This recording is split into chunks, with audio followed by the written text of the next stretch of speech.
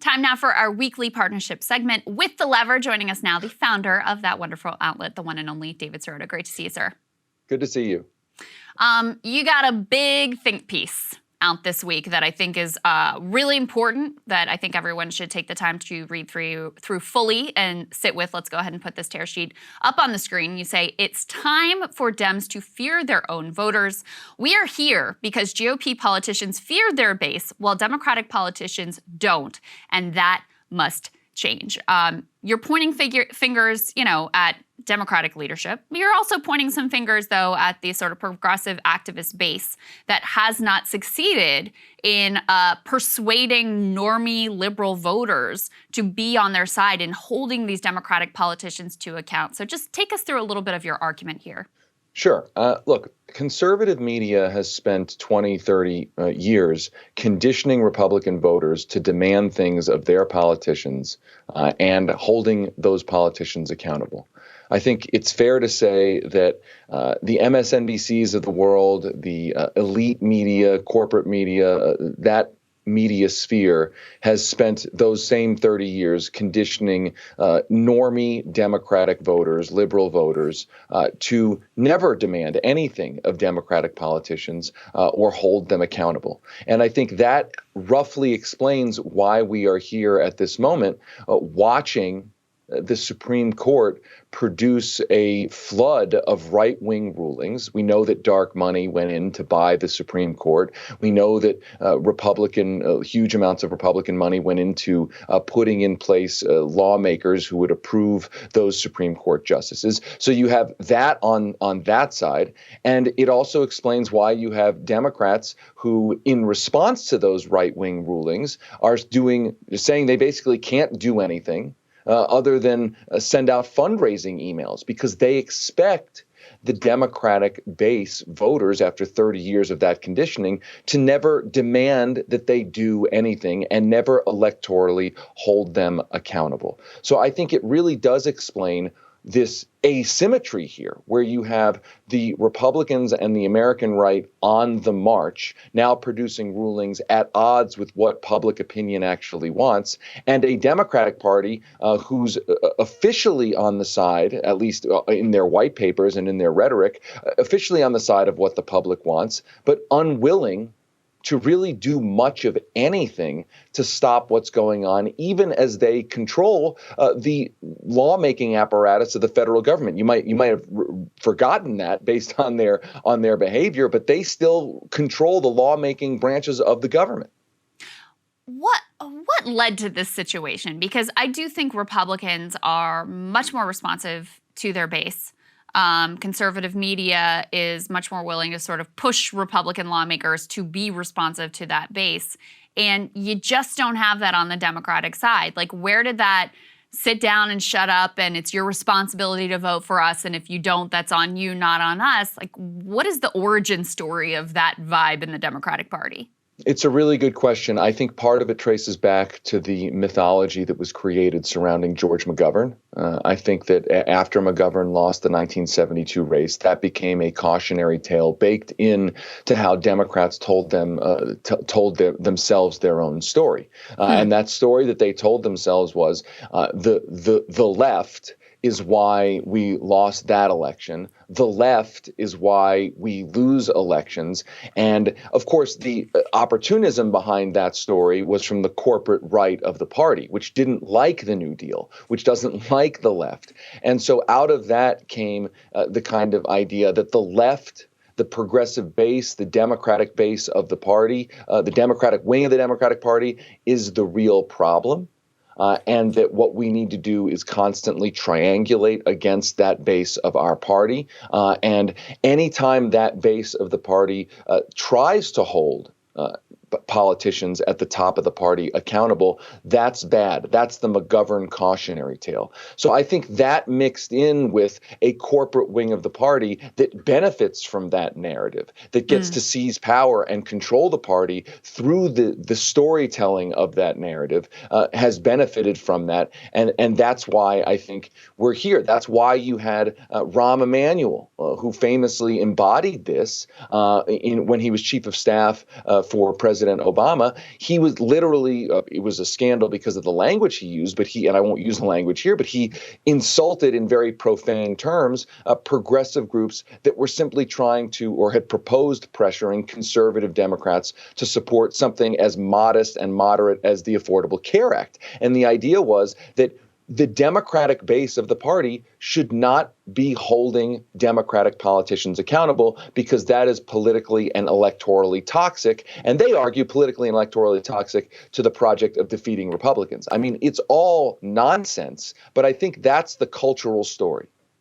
So I think you've got, at this point, thanks in large part to Bernie's two presidential campaigns, you've got maybe 30% of the Democratic Party, let's say, that has a real critique of Democratic Party leadership, frustrated with their inaction, kind of sees their failures, understands more or less the arc of how we ended up here. And then you have maybe 70% that has largely bought into this idea that, listen, we may want more things, but it's just not possible, and we got to kind of go with the flow so we can win elections because stopping the Republicans, they're an existential threat, and that's got to be our number 1 through 10 priority on the list. Do you see, we've been talking about this on Breaking Point some this week, and we talked, you and I, on Lever Live about this week as well. Do you see some cracks emerging in that storyline that has been fed to the overwhelming majority of the Democratic base? Yes, and I think this is a silver lining that's good. I think that what we're finally starting to see is the mainstreaming of the anger at the Democratic Party, not from the far right, but from the Democratic base. And I happen to think that's a really good thing. There was an NBC poll that showed, for instance, 2/3 of Democratic primary voters want their lawmakers to try to push for big change, even if it risks not passing, as opposed to 1/3 who want the opposite. That is a suggestion that suggests that the nonsense of we have to go small in order to do things or in order to not antagonize the Republicans, that the Democratic base, large swaths of the Democratic base, no longer believes that. There was another poll that showed a plurality of voters do not believe the idea anymore that the president can't do anything in the situation that the current president, Joe Biden, is in. There is another stat. Joe Biden only has a 25% approval rating among people 18 to 34. So a complete collapse of support for the Democratic president among young people who are truly sick of it all. I think all of that is a good thing for this reason, because if you look back at history, everything basically that you love that the Democratic Party that it has produced in history, Social Security, Medicare, the Civil Rights Act, the Voting Rights Act, I could go through the list. That didn't come because people were just mindlessly cheering on Democratic politicians. That came because people forced Democratic leaders kicking and screaming to finally electorally to finally respond, because those Democratic politicians felt electorally threatened. They felt existentially threatened in their jobs. And so I think if this is the turning point, if the Roe case, the overturning of Roe, is the catalyst for the mainstreaming of a realization that the only way the Democratic Party is going to produce is if voters, normie Democratic voters, get more engaged and make actual demands, then that turning point, as horrible as that overturning of Roe is, that's the silver lining there. Last question for you, David, because, I said something to the effect when we were talking on Lever Live about similar, like, you got to hold him accountable. And I sort of cringed at myself when I said it, because it sounded a lot like, the people who were like, pull Biden, don't worry, we're going to pull Biden left when he got the nomination, which I was always like, that's not going to happen. Like, we know what this guy is, and we've seen what he is, and none of that has actually worked out. They're still managing somehow to blame the left, even though he's completely rejected the ideas that have come from the left. So be a little more specific about when we say hold them accountable, what does that actually mean? What does that look like? And how does that play out? Sure. Look, I think first and foremost in Democratic primaries that conservative Democrats need to have challengers all the time, really strong challengers, and it doesn't take many it doesn't take many wins to scare the rest of them into thinking through whether they want a primary the next time around and whether they want to deal with a primary. That's the dynamic, by the way, that you have in the Republican Party. The Republican Party, Republican candidates are afraid of their right. The Democratic Party candidates essentially take their left or the progressive base for granted because the Republican Party, they have primaries all the time. The Democratic Party, the culture is to look down on primaries, try to prevent them from happening, to kind of scoff at them. So I think that's one of the major ways that the Democratic base has to get over the idea that primaries are bad. Primaries are good. That is the democracy in the Democratic Party, or at least it should be, and it hasn't been enough for a very long time.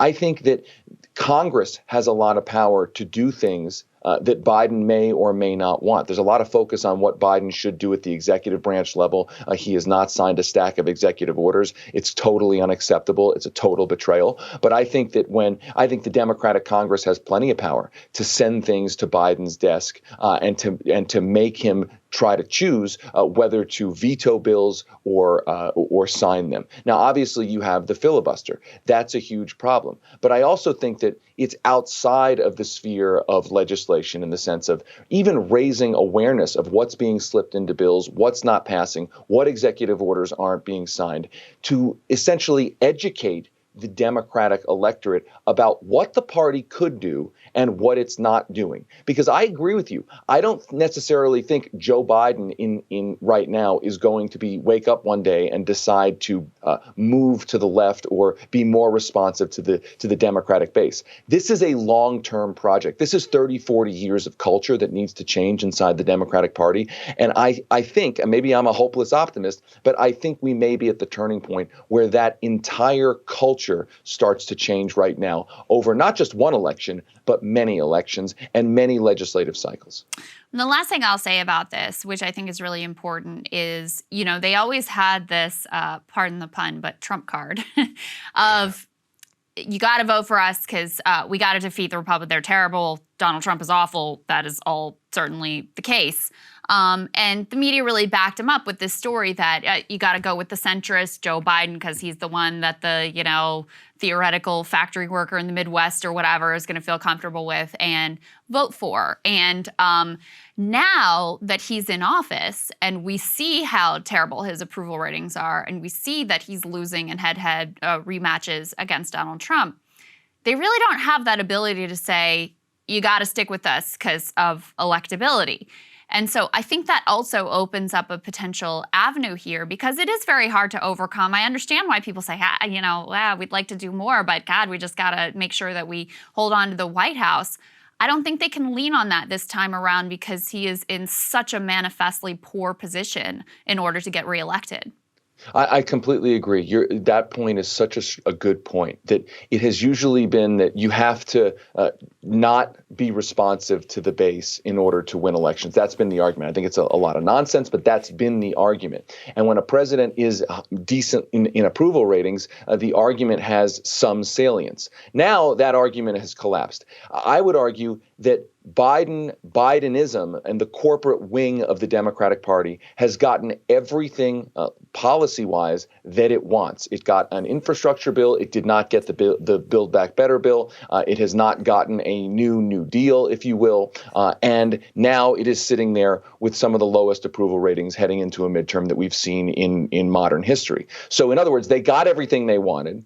The left has very little, if any, legislative power in any real sense.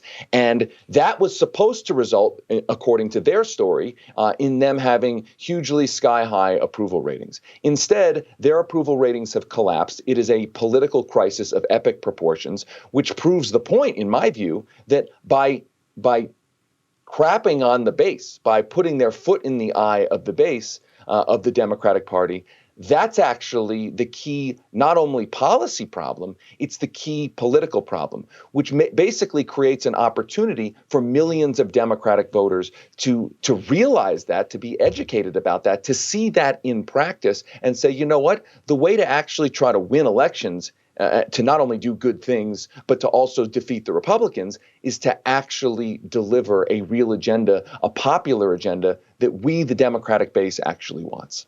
Well, I think you could be right that there might be ultimately a silver lining to, what is ultimately an atrocious decision. So we will definitely be watching to see how it all plays out. David, great to see you as always. Thank you. Thank you. Cable news is ripping us apart, dividing the country, making it impossible to function as a society, and making it impossible to know just what is true and what is false. But the good news is they are failing and they know it. That is why we're building something new, a new mainstream, a healthier one, something more trustworthy, something that we are going to need in one of the most pivotal times in American history. We are building up here for the midterms, for the upcoming presidential election, but we need your help. So if you can help us out by becoming a premium member today at breakingpoints.com, we're trying to change America for the better and the entire world. So what are you waiting for, guys? Go to breakingpoints.com and sign up and help us build a new mainstream.